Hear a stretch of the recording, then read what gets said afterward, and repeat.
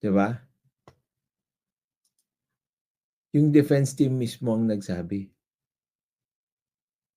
They asked the court. Sabi ko nga sa inyo ang lakas na lang ng loob mo kung magsisinungaling ka doon sa korte, na may sakit yung iyong kliyente dahil hahanapan ka niyan ng ebidensya.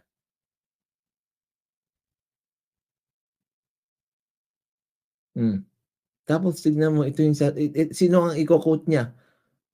Wala daw ebidensya, wala daw narinig, tignan niyo. Alive. Hmm. At kung Si sana Hanilet ang ebidensya. may nag-feed sa'yo, Senator Raffy Tulfo, Oh. na ang sabi ng dating asawa ni dating Pangulong Duterte, he's very well and very alive. Oh. At kung iisipin mo talaga yung sitwasyon, Oh. kung pagtatagli-tagliin natin, iko-connect-connect, Oh.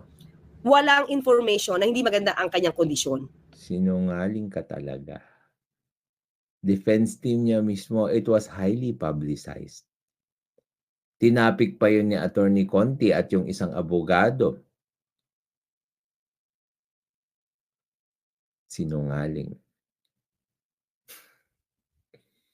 Humingi na nga yung defense team ng ano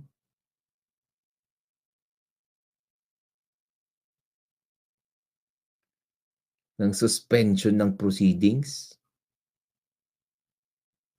Grabeng sinungaling 'no.